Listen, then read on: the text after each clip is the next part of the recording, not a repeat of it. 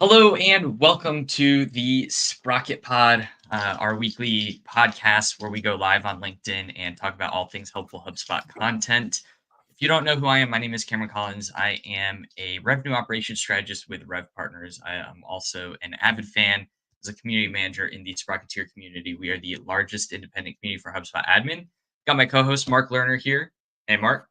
Yeah, Mark Lerner, Director of Growth Marketing at DealHub. We are a next-gen CPQ solution, native integrations with all CRM ecosystems, including HubSpot. And we have our guest today, Frank. Frank, go ahead and tell everyone a little bit about yourself and some of the stuff that we'll be talking about today. Yeah, absolutely. Great to be here, guys. Thanks for having me. So, yeah, I'm Frank Devine. I am the solutions engineer here at Rev Partners. So, I was brought in to help take our sales process to the next level as we continue to see HubSpot expanding into enterprise accounts and engagements. There's more and more complex solutioning that's happening. So, my background prior to coming here, I was a director of RevOps. I was a one-man RevOps team for 2 years building out HubSpot for a food tech startup. So I've done a lot of work through like the sales and sales ops lens. Started out as a BDR back in 2015. So I've worn a lot of hats, but I'm really glad for that journey because I think it helps me be more thoughtful when creating solutions. I'm thinking about that end user because I've sat in that seat. I've made the cold calls. I've faced the rejection. I've done the complicated CRM processes. I know how much it sucks. So I want to try and help RevOps leaders achieve their goals in HubSpot, but also make sure that it's something that's easily adoptable by the end users. So that's what I do. I'm so excited to dig into this because we've had sales leaders on here, we've had revenue operations professionals in here, but it's rare that we get to look at things from the perspective of what are customers really looking for coming into either into the HubSpot ecosystem or into working with an agency or a company like Rep Partners in the ecosystem. And so this is a really exciting thing that we'll be exploring and dissecting today. Something that we were talking about before we were going live here on the show was the difference between potentially what customers are looking for in going into an engagement, whether that's revenue operations or maybe that's more of a HubSpot admin. And I know you mentioned a third option, so I want to just open it to you to dive into that topic a little bit and tell us a little bit about what people tend to look for coming into an engagement. Yeah, absolutely. So it varies a little bit depending on how they discovered Rev Partners. So for those people who have found us on LinkedIn, they're interacting with content, they're seeing the great stuff that you're sharing, or Rob, or Rashida, or Shadab, and they understand what Rev Partners is, revenue operations as a service, fractional resources. They're coming in and they understand they want RevOps, they want the HubSpot expertise. But I think more the average person who's coming in, who's maybe finding us in the partner directory or getting introduced by a HubSpotter, is in the more traditional mindset of, I need a consultant. I need somebody that's going to help me with this project. And so they're coming in with, I have a specific task in mind around some sort of pain, something's broken in my system, or we're looking to upgrade or add a new hub, and I need to execute this project. So through the course of having that conversation and understanding what they want, we're starting to expose them to those ideas of, your CRM, I know that you're trying to accomplish this project, but your CRM is a product. It's constantly evolving, constantly changing, and we can certainly help you achieve this goal, but we want you to also take a step back, zoom out a little bit, and think about your greater process. What's coming into this process, what's coming out of it, and open you guys up to the idea of what does it look like to have actually continuing support beyond just this, this engagement. So I think a lot of people are coming to us. I need to accomplish this goal, and it's very tactical. It's very like it starts here and it ends there. And so we can certainly meet that need, but we really try to expose them to what else they could unlock for typically around the same price that they are willing to spend to solve this one project. Are you usually dealing with people that are like tabula rasa? They have nothing set up. They're using Google Sheets or paper and pen, or is it more often someone has some sort of system set up, but it's either just wasn't done correctly, or it's become too convoluted, or they've changed their entire model, or is it all of the above? It's the full spectrum. It's least common to encounter the paper and pencil, it's just a spreadsheet. We don't have any sort of CRM, but it has happened. I've been in this role, it'll be a year in December, and I've seen a lot more variation than I expected. But the standard is people have HubSpot and it's been up and running for a year or two. They're like, it's fine. It's a CRM. It does what I need it to do. I get deals, I close deals.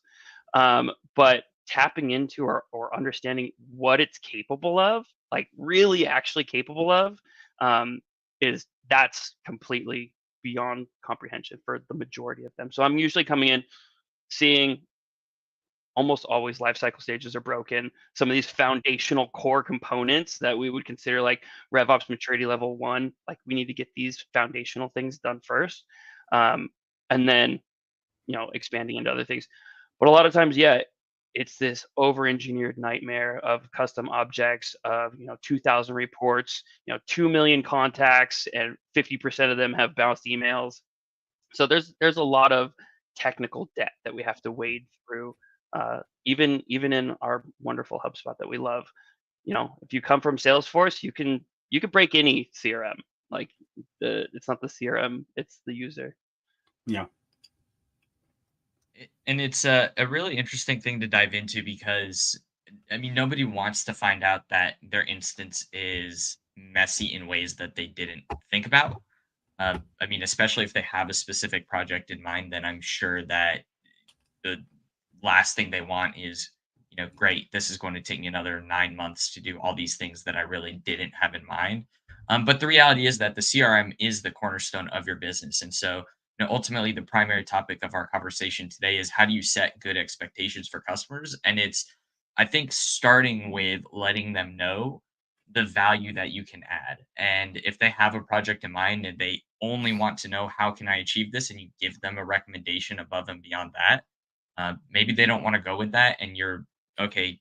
Now I'm going to tell you what I can do within the scope of what you want, but letting them know that output may not be what you are expecting because you're not going to follow these other recommendations. So that would be my first thought. But Frank, I'm curious if you have anything to add when it comes to like setting the expectations around here's what the customer wants, and here's how we can deliver toward that. Yeah. It's a good question. It's really important. And I think the nuance comes in who are you talking to? What's this person's role at the company? Because that greatly influences how they view HubSpot, how they view this project that they're trying to solve. Um, your VP of sales, if I'm talking to him, he wants to solve this. If I'm talking to him or her, they want to solve this one thing that's driving them nuts is blocking their reps, and they really don't care about anything else because they are so focused on driving to that revenue. If I'm talking to the CRM admin or RevOps team, they're definitely much more open and curious. What else is wrong? What's broken? How can we fix these different things? They're super curious. If you're talking to the CEO, they're like, I think everything's probably broken. Everything could be improved. We want to make it more streamlined, but I need to understand what we're going to get for it. So those three sort of personas, you're going to message totally differently to them. But when it comes to the difference between like an ongoing RevOps engagement or even like a HubSpot admin continuing engagement, the expectations are going to be totally different than going, say, like an SOW route. We have a specific scope. We are going to do X, Y, and Z. We will go as far as this and no further. Mhm. We can go further, but it's a new conversation. It's new money. But this is what these dollars will get you. So it's very important to have clarity on everything before pens come out and things get signed. Yeah. I'm curious because, of course, I know that you're really strong at what you do in part because of the background that you have, having been in revenue operations, having actually done this. You're not having these conversations from the perspective of how do I close a sale so much as how do we actually solve a problem because you understand what the problem is and how to solve it.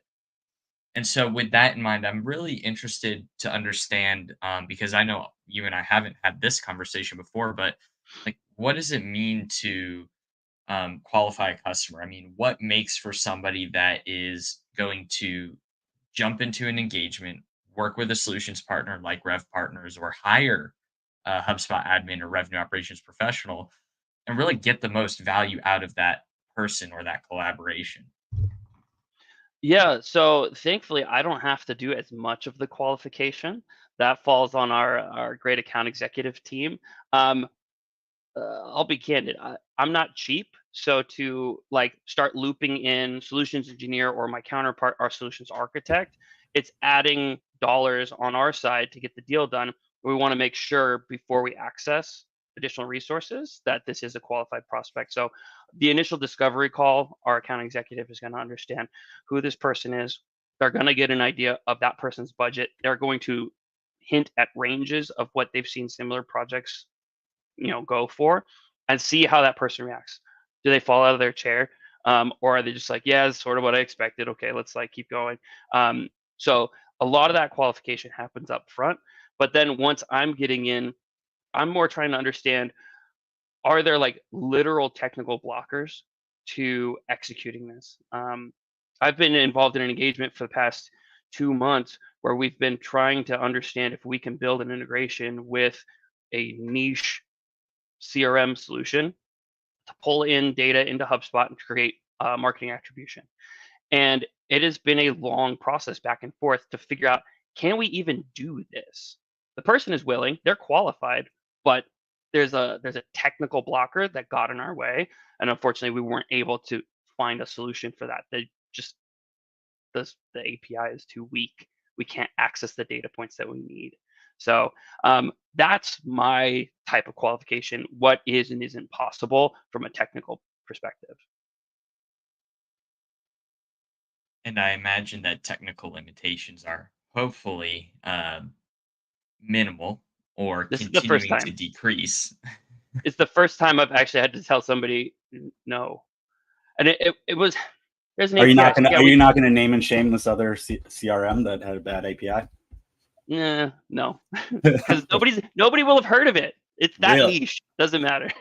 Okay. um, it it's less about, hey, there's an API. You can create a connection, but can I access the data that I need within that platform to produce the data and insights? So the conversation I had with our prospect is an integration possible? Yes. Will it accomplish what you want? No. Are there other workarounds that we can try and accomplish for you? Here's the all, 4 different ideas that we've had and we've evaluated. But ultimately, this is not going to deliver the data that you want or the experience that Rev Partners wants to say, yes, we did this. We did this crazy wild workaround that sometimes works and we charge a bunch of money for it. No, that's not us at all. So thankfully, we are finding a unique solution from the other end of marketing attribution, and we're exploring that. But yeah, that API was a blocker. And not to speak specifically into Rev Partners here with this next statement, but I think one of the things that makes for a really good HubSpot admin is someone who understands business and revenue operations because all too often we see situations where we knew we could do something but we didn't ask ourselves if we should. We built this, it's complex and it works, but it doesn't necessarily solve the root problem, which is ultimately always going to be better data integrity, whether that's for reporting, for executives, for sales reps, whatever the case may be. But if you're not building something with the purpose of making a better user experience in HubSpot or creating better data integrity in HubSpot, then ultimately you're really just adding bloat and tech debt into the ecosystem, even if it's a native HubSpot workflow that you're having. So I think that it's important that for anyone who is looking at hiring a person, looking at solutions partners, if you're a solutions partner and you're qualifying customers and prospects, it's really important to have that conversation around, is this going to actually benefit the end user and the customer, or are we just building something and charging a bunch of money for the sake of collecting revenue. Um, and to each agency and to each company their own, but ultimately I think that speaks into the customer experience is, making sure that as, again, either a company hiring an individual or a solutions Mm. partner working with a customer, you are thinking about the end user. And that's where, Frank, having you on board earlier in the process, it would be easy for a sales rep to close a sale and then pass it off to a strategist or a HubSpot admin and say, build this. It's a lot more difficult for us to have you involved and then say, well, should we do this? Is it going to get the output that is actually going to benefit the customer? Yeah. I love this comment from Christine from LinkedIn.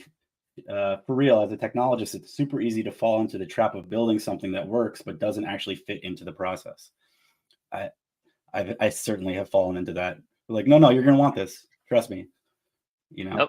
um, I've is done it a that bunch of times as an right? admin in HubSpot in previous jobs, and then 3 months, 6 months down the road, I'm like, oh my god, I'm spending all this time on my awesome solutions, and now I have no time for anything else because I didn't actually engineer this well, or I should have asked for help, or yeah, it worked at the time, but now we've outgrown it.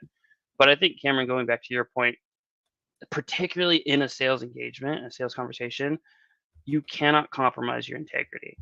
And there have been multiple times that we've had very candid conversations with prospects. Here's what we can do. It's going to cost this much. It's going to deliver you exactly what you want. And the first question is always, can I get a discount? What can we do on price? Like, hey, we know that we're not the cheapest on the market, but you know what you get for it? You get every penny's worth. You're going to get a true solution.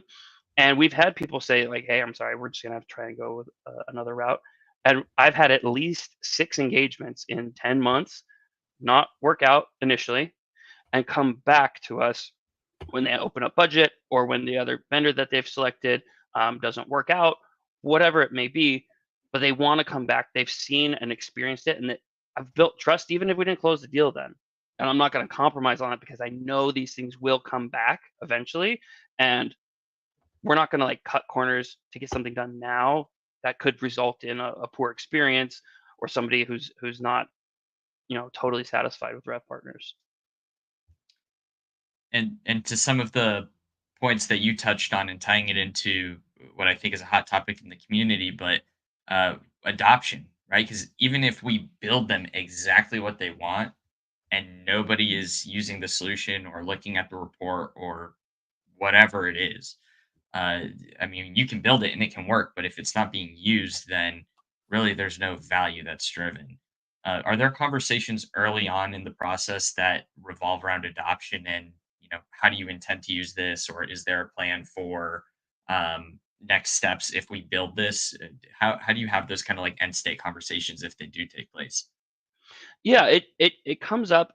We don't get into as much of exactly how we're going to drive adoption of this process because typically it's we're trying to get people through the door, and they're like, hey, are you going to help us with this afterwards? And then we'll discuss, hey, we are going to have training that's personalized to your teams, that is directed around these different things, and it depends on the type of engagement. If I'm just configuring HubSpot, yeah, we're going to do group setting trainings. We'll have office hours where people can come in and have Q&A. But we want to ultimately, I tell everybody, our North Star metric is adoption. Like, if people don't use it, I have failed. We have failed.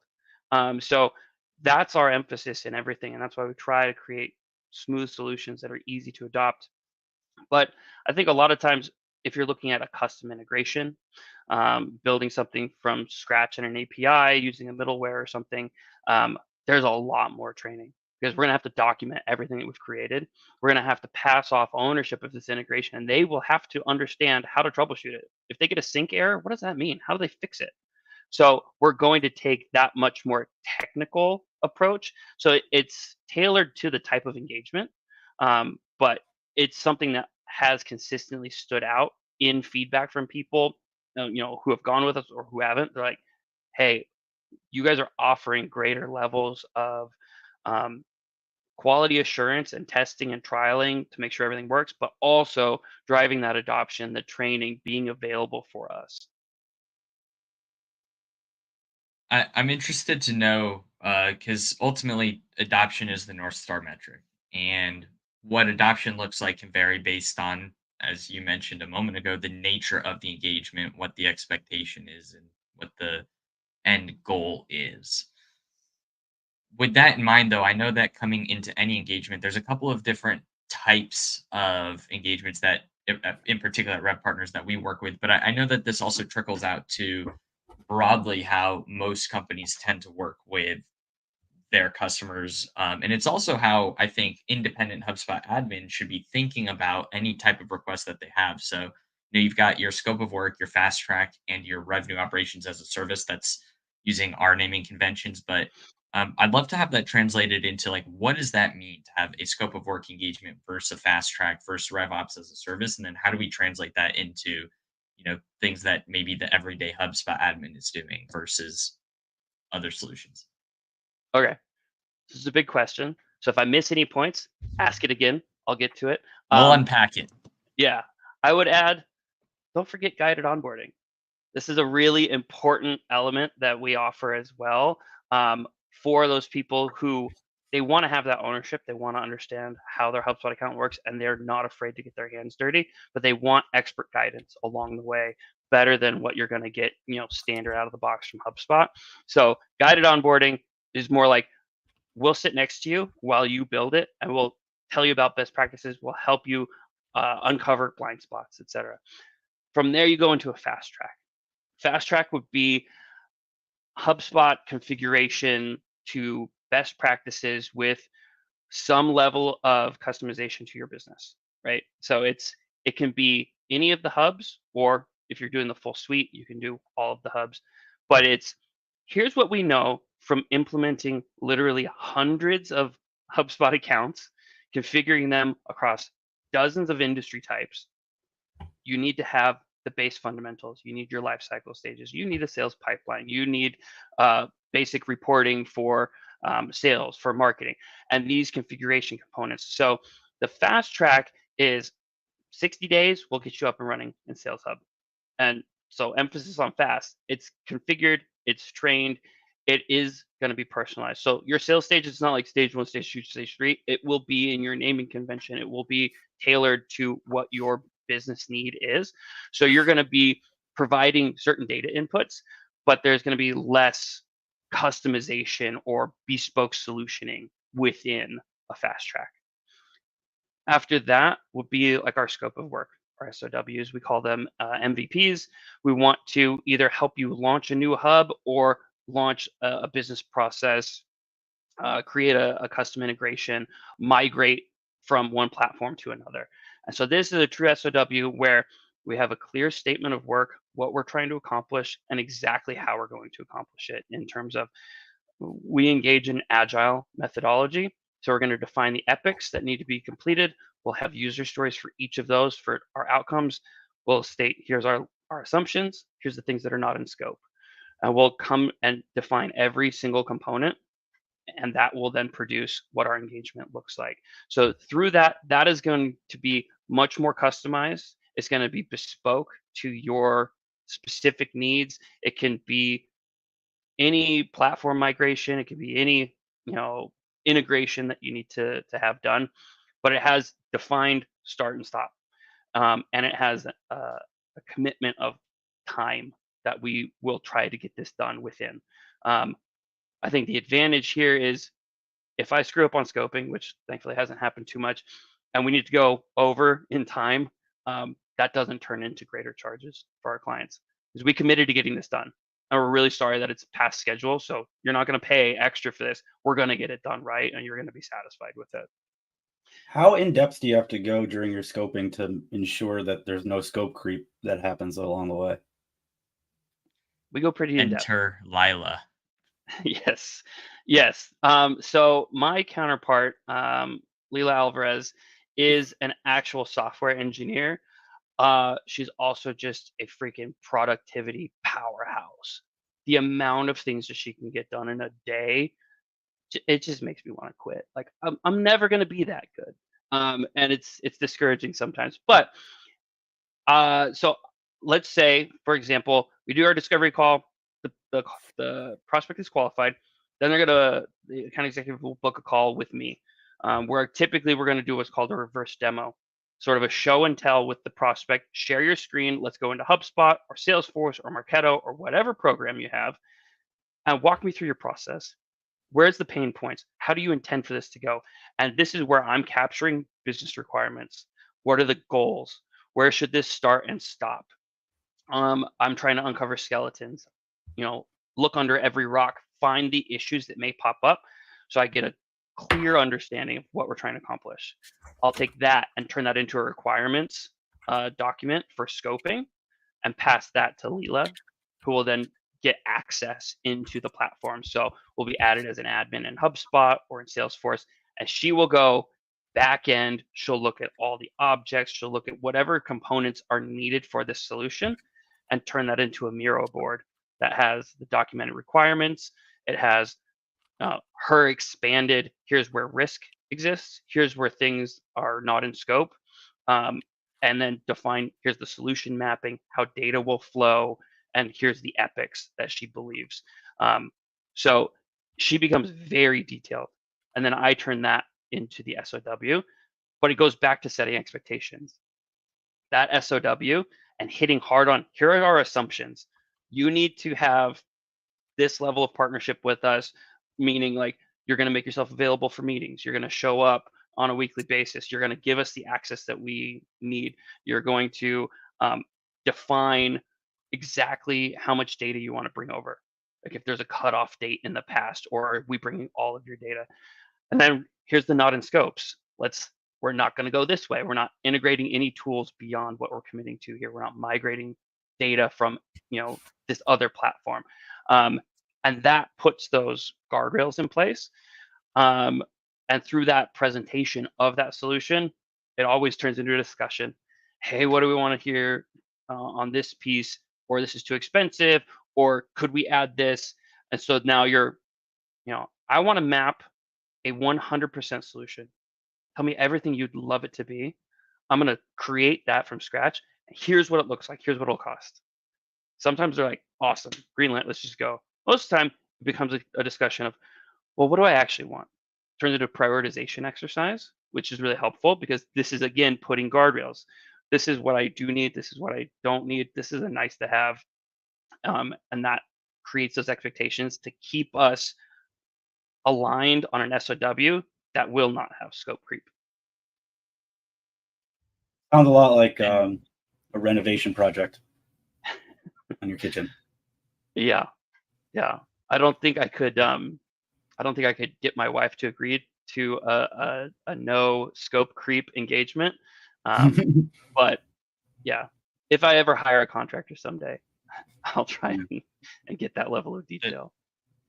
And there's a reason that we're considered revenue architects. All of that leads into the last main type of engagement, at least that we run, which is revenue operations as a service, which we'll dissect. But yeah, I think that when it comes to considering guided onboarding, fast track, revenue operations as a service, and scope of work, a lot of that translates to how, even if you're a company hiring an individual, that HubSpot admin should be thinking about, say, their first 30, 60, 90 days. There's a lot that translates because, when you hire a HubSpot admin, or if you're working with a solutions agency, even if you jump in with revenue operations as a service, say, which we'll talk about here in a second, you still have that 30, 60, 90-day period where you want to come in. You want to have quick wins. You want to have some defined things that you're accomplishing. And so every engagement is going to have some level of setting expectations that needs to be done. And so, Frank, I'll let you dive into RevOps as a service, but even if you're just going with, we know we need to make our CRM better, and we know we want revenue operations insights, as now a strategist, you still have to then set those expectations and, really make sure that it's understood. This is what I'm working on. This is what the priorities are. And here's what's next. So I'll let you dive into RevOps as a service with that in mind. Yeah. RevOps as a service is the strongest solution that we offer in the marketplace because it recognizes, one, your business is dynamic and your needs will change over time. If the economy takes a dump and it affects your business, you may need to pivot. You may need to move priorities. Secondly, it recognizes also that your CRM is a product. So your CRM needs to be changing and be as dynamic as your business to support your business. And so RevOps as a service is an ongoing retainer based engagement where you're getting a select amount of hours of RevOps support from us. Who's got the music? What? Parties. Um, so you're getting a retainer based engagement with us. And what we're going to do is define what those business goals are that you have, what you need to get done. And then at the start of it, we have what's called our revenue engine diagnostic, which is a comprehensive end to end mapping of your business processes from marketing through sales to customer success, retention, renewal. Um, Once you have the landscape understood, now you can say, let's come up with our plan 30, 60, 90, and everything that we do needs to be in consideration of what are the upstream and the downstream impacts. So this comes in handy for people who are just like, hey, we don't want to hire a RevOps person. It's too hard to hire. It's going to take too much time. It'll take too much time to ramp this person up. It'll cost too much money. And then they need time off and holidays and things. Perfect. Take that, that budgeted spend, hire somebody like Rev Partners, and you'll have, always on, RevOps support to execute those strategies.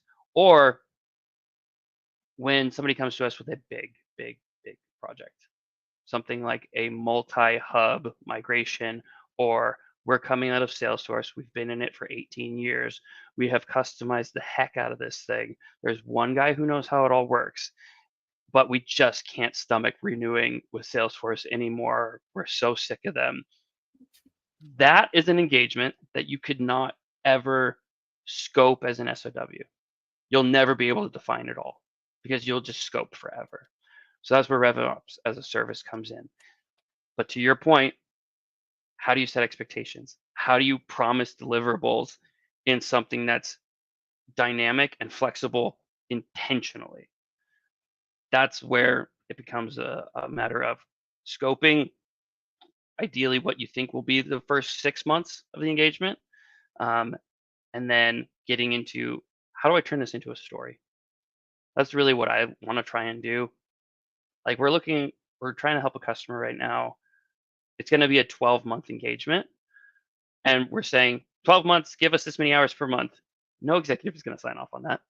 They're like, we need to execute this super strategic thing. Okay, so we've been in their systems. We've scoped out their CRM platform, a second CRM platform, and a marketing automation platform.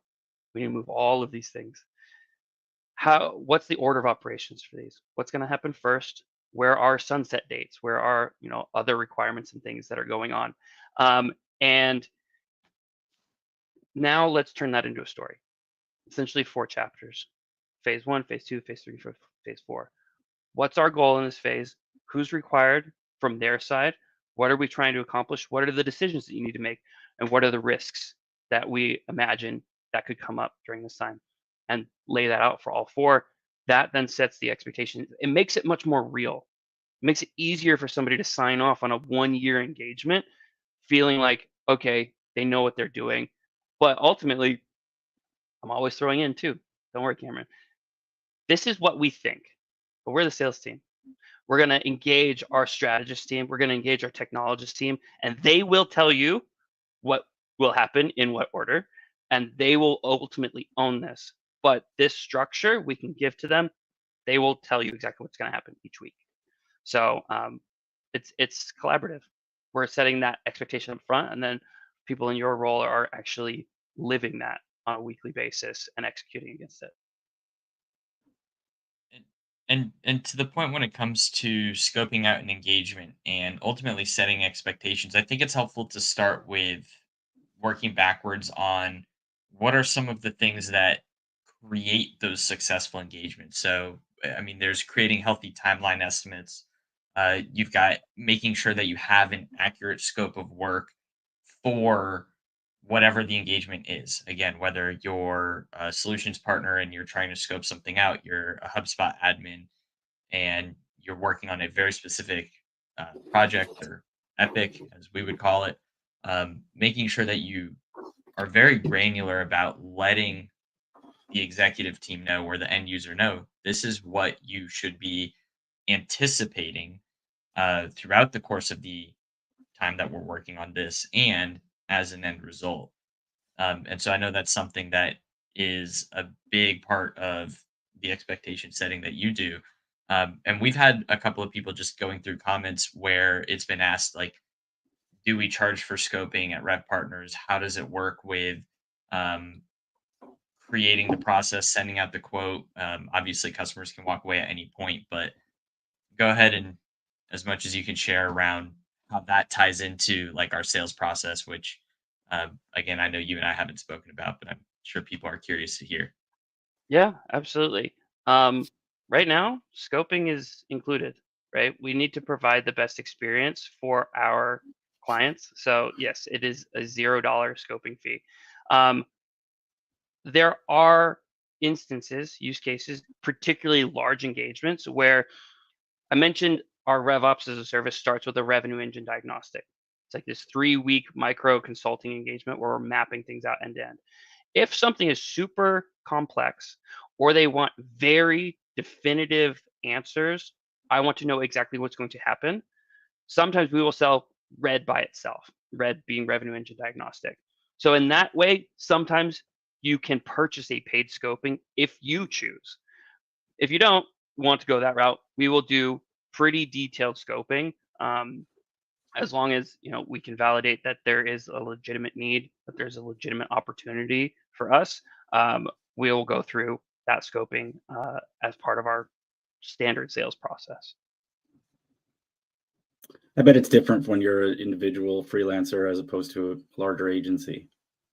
Absolutely, yeah. No, you can't Yeah. do this level if you're just starting out, or if you're trying to like do this as your side hustle. You need to get paid for every hour that you spend. Um, we've got a pretty good win rate on deals that I'm involved in. For example, my colleague Vinny, who's our account executive here, he and I, when we partner on deals, we have a 50% win rate. Like most sales reps, I think they would love a 50% win rate on things. So, as such, we can include things like scoping for free. But if you're, an independent contractor, somebody working on a side hustle, and you can't guarantee I'm going to have a 50% win rate, yeah, you should be compensated for your time, and you should understand sort of the levels of scoping that you're willing to do on the house. Like, I'll audit anybody's HubSpot for free. I can do that in a couple hours. But do you want me to map out how to build a custom API integration and the way that the data is going to flow? You're going to have to pay for that kind of knowledge and time if I'm doing things by myself. And to the point of takes a couple of hours to do an audit and just take a peek under the hood. Um, I mean, that's something that I love doing. I love being early on in the engagement and just taking a look at everything and formulating my thoughts on here's all of the stuff we can do. Now, the next thought that needs to be what should we do? What should the order of operations be? But ultimately, making sure that you have a process for not just taking a look under the hood, but letting the end stakeholder know here's the approach that we're going to take. I mean, that's really important. And so, just to tie out on the sales process and then actually working with us at Rev Partners or the way it could work at really any agency. Frank, you go through your process, you have the conversations around scoping and setting expectations, but the next step is not Rev Partners gets to work building it. The next step is then they talk with the strategist who's essentially doing the same thing all over again, more in depth. And that's in terms of expectation setting, building redundancy into, Frank said you're going to get X, Y, Z. Well, I'm telling you day one, that's going to change slightly based on my experience and what I'm seeing and the approach that you and I are going to have together. And I've never had anybody in my experience and in everyone else that I've been talking with as well, where someone has said, no, I was promised this is going to be done this way. For revenue observations as a service scope of work, obviously we want to be mindful of delivering what we say we're going to do. But when we look at holistically improving a HubSpot instance, we build redundancy into Frank going in and doing your scoping. And then the first thing we do with our revenue engine diagnostic is, Cameron or the strategist goes in and takes another peek and creates my own recommendations for how we want to approach it.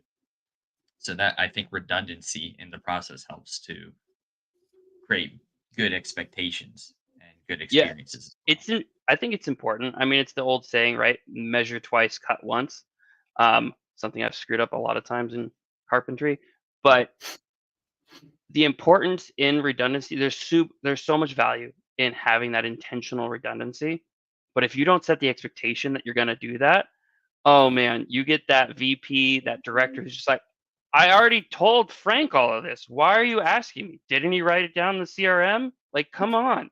So it's important when I'm setting expectations. I'm going to scope as much as we can to build a solution and build confidence and demonstrate our expertise. Help you see around corners, help you understand what's going to happen if you do X, Y, and Z. But you're going to go through a more detailed scoping once you engage with us. And that needs to be clear. No one should be surprised when you show up and you're just like, so how many employees do you have? And what different roles and where are all the different things? Like, no one should be surprised by that. And if they are, that sucks. That's a horrible way to start an engagement.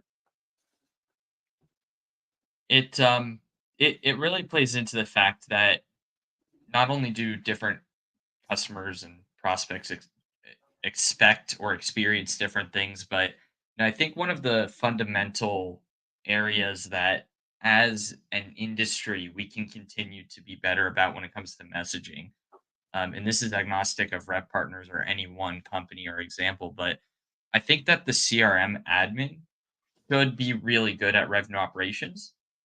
And I think ideally you have a revenue operations professional that understands how a CRM works. But those two job functions are not the same thing. Building your CRM and making it function how you want is very different from understanding and analyzing business operations, data, and insights. And I think that as HubSpot becomes more complex, it's important that if you want to elevate as an individual, we've talked about this many times on the show, you have to become competent in both so that you're not just being technical and building stuff in HubSpot, which is a very valuable skill to have. But when it comes to working with executives and elevating as the architect, I think it's important that you have the understanding of RevOps and of being the CRM admin, and that you're able to do both well. Absolutely. It's the yin and yang. It's the tactical and strategic capabilities of a person. But it's hard.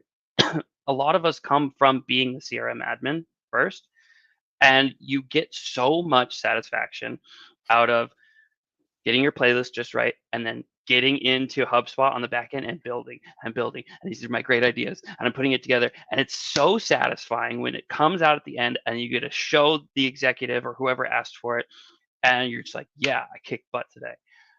But then being able to develop the skill of going into the meeting with the heads of sales, marketing, and customer success and helping to drive a conversation that leads to decisions and alignment on what a process should be, and being as satisfied with that as you were with the custom object that you built, it's totally different worlds. So it takes time, it takes practice, but you got to like throw yourself into that fire a little bit and take those risks, because if you can't be in the room with those leaders, understanding what they need beyond a checkbox or property or a report, what are they trying to accomplish with this? What's the business process?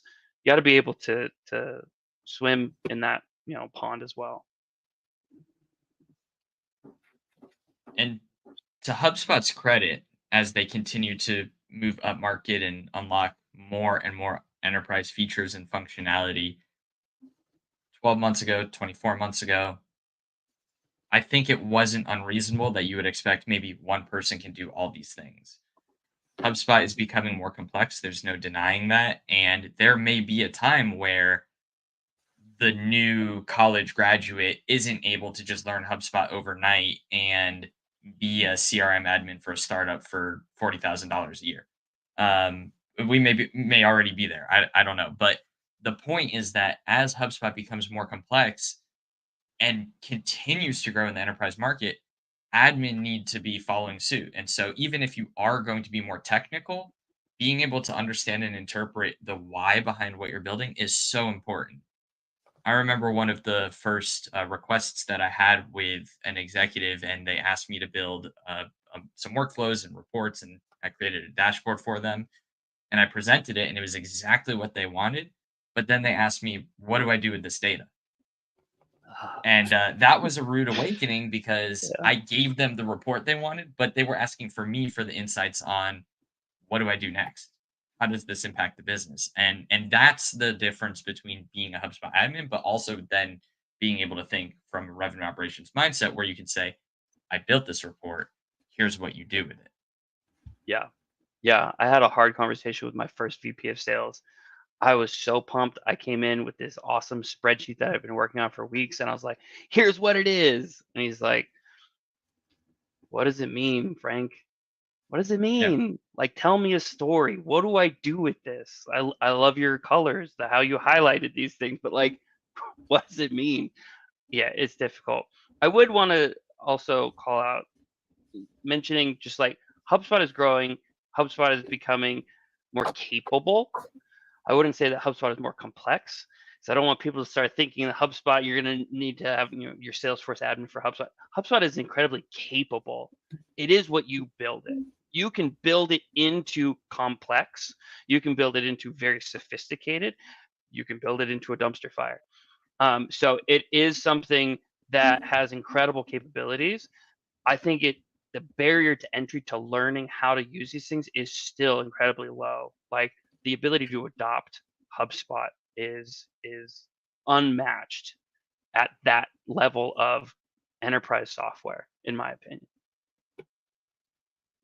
And I mean, it's a good point that I'd agree with in the sense that uh, being able to come in and learn everything is still very doable. Anyone who's taken a Trailhead course will know that it is not apples to apples, and learning even the basics of Salesforce.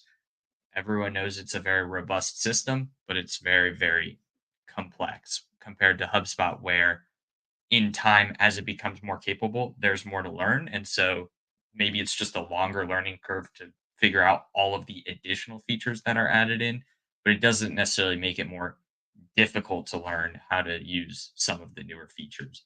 Um, Lead scoring being an example of now they have a native feature. So instead of using a scoring property, there's a native feature. You just need to learn the difference in the two. Not a difficult thing, but one more thing to know. And that's where I think anyone who is starting today or has already started many years ago, we're all in a very lucky place because we have our foundation and fundamentals, and we can continue to build on that as the rising tide raises all boats. Absolutely. Yeah. I think when it comes to setting expectations overall, I mean, really, ultimately, Frank, the most important thing, as we've talked about, is just being very candid in having the conversations around what the expectations are from your customer, and also what you can deliver, whether that's timelines, deliverables, if it's going to be scope of work or ongoing. Being very clear and direct around this is what you want, this is what we can do, here's how the two marry together. Are there any final points to either HubSpot admin who may be struggling with defining scope of work on various projects, call it, maybe a difference between project and product, or other solutions partners who are struggling with getting their scope of work aligned for potential customers? Yeah. I mean, I think for speaking to the CRM admin out there, oftentimes there's more work than can be done at once. And you're stuck in that tactical execution perspective mindset every day. And it's difficult to know how to prioritize all these different things. It's difficult, even if you've defined your roadmap, to stick to it and to push back on people who are asking you to deviate from it.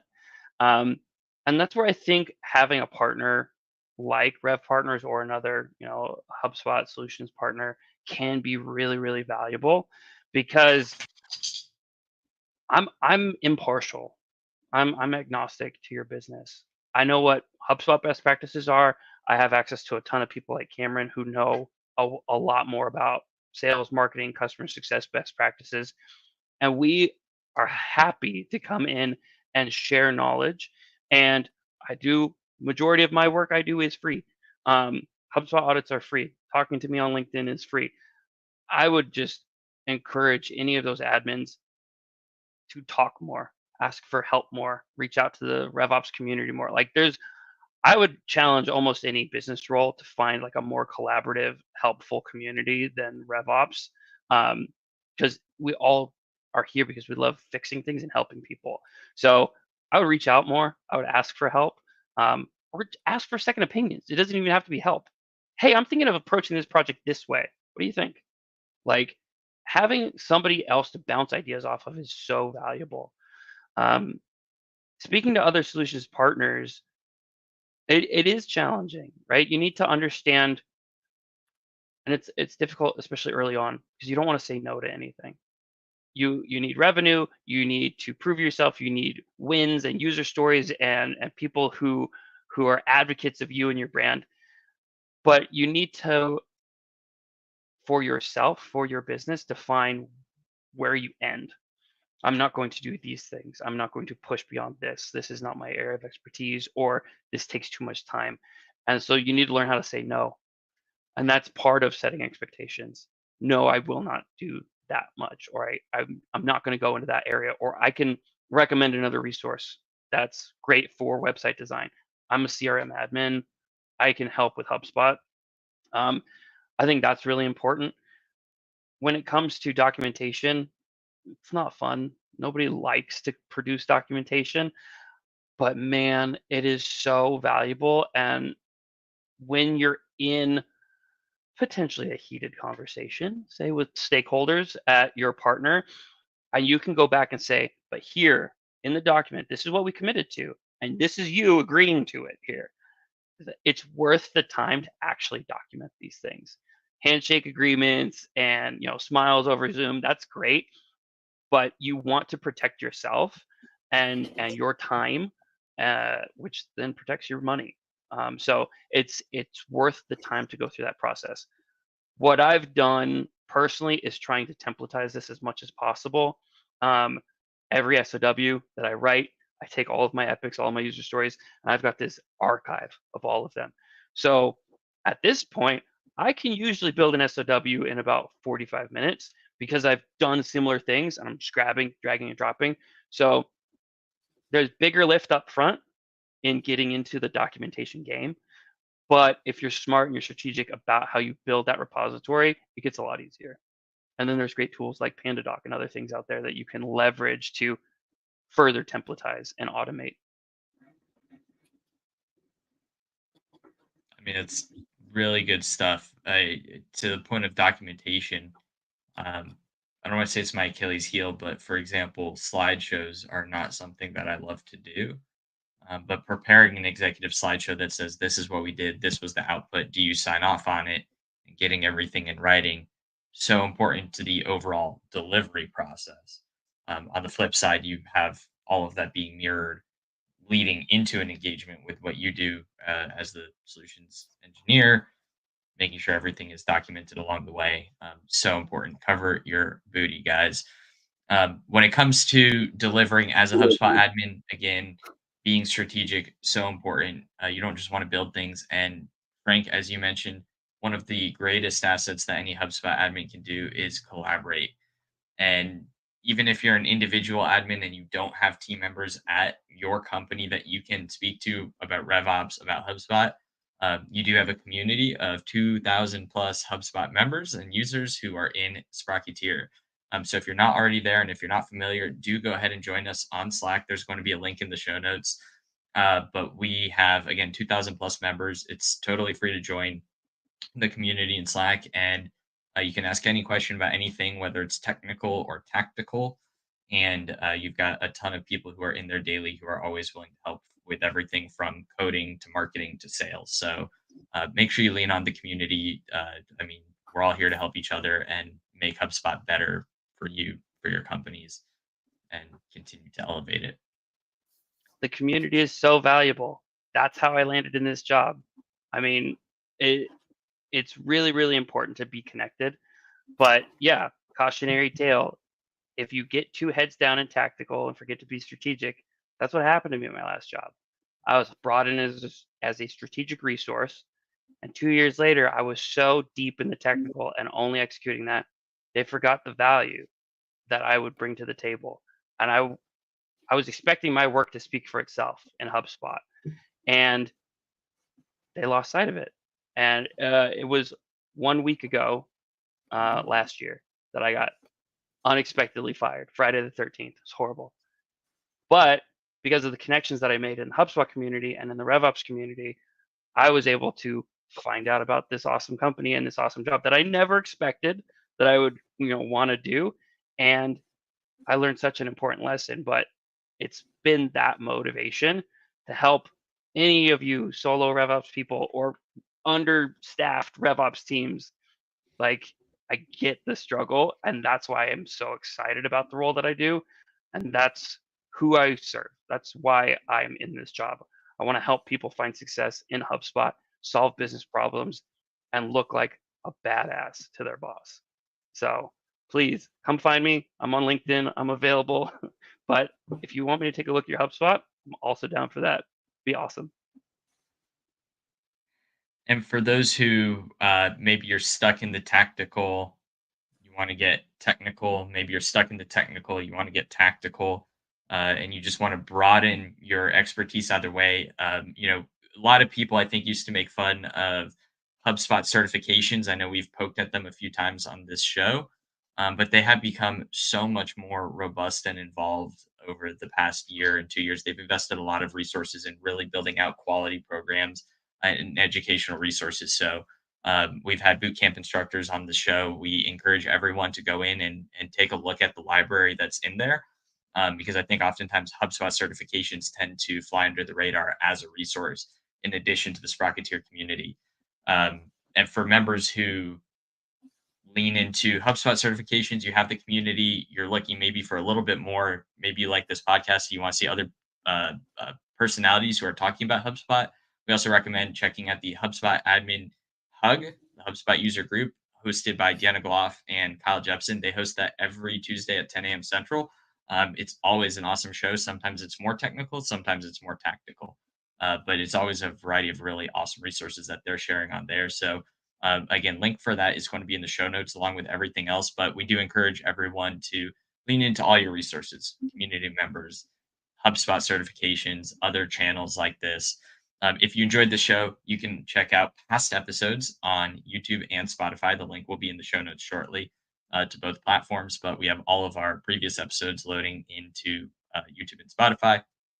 And again, we're all in Slack as well in the Sprocketeer community. Frank, thank you so much for joining.